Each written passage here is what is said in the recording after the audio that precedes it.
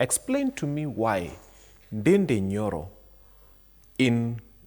when you look at his allocations compared to Junet Mohammed's allocations for a period of 5 years, you see what each has gotten in 5 years. And then you go to the ground and you check what each has done with their CDF allocations for 5 years. It's day and night. We have to start taking accountability. Kenyans mulichagua nani? Some of you go and elect people who do nothing with their CDF. Some of those people who are crying and saying that their areas do not have schools, it is absolute total nonsense. If a constituency is getting 150 million per year, in 10 years, that constituency has received 1.5 billion shillings. Now, for those people who do not understand what a billion is 1,000 millions. So you take 1 million, you arrange 1,000 batches of 1 million. That is a billion. It costs 1 million shillings to build a classroom in Kenya. It follows, therefore, that 1 billion shillings is 1,000 classrooms.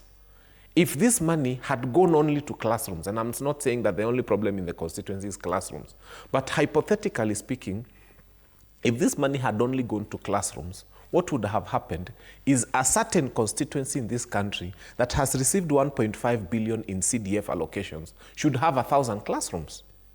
But of course, it doesn't need 1,000 classrooms. It went into many other things. I want you to understand it this way.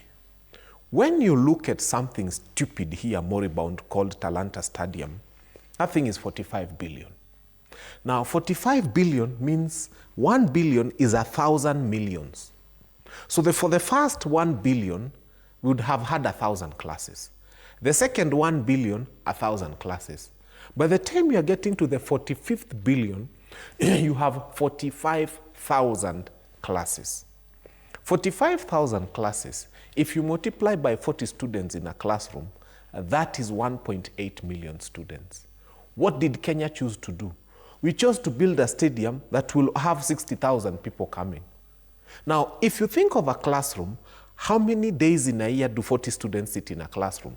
Compared to how many times have we used Kasarani this year?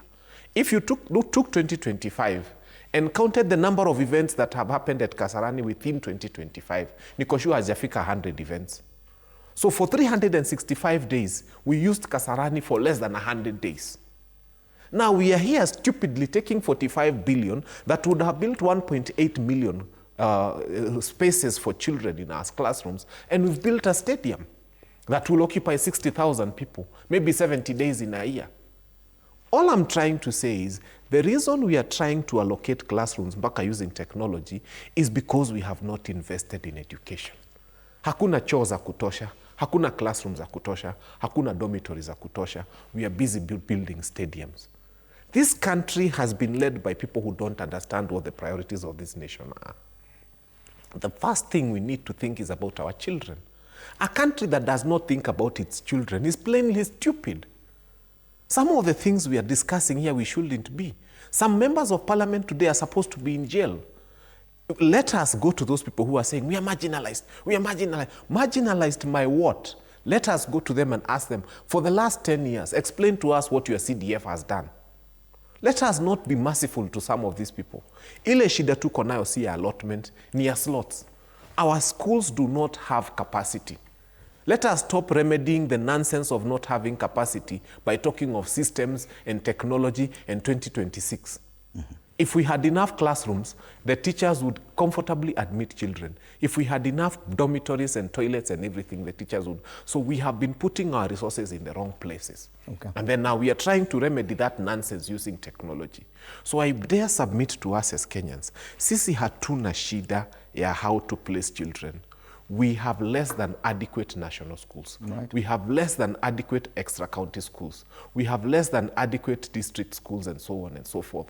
Let us focus on making sure that we have available education opportunities for every child in this country, regardless of whether they are rich or poor.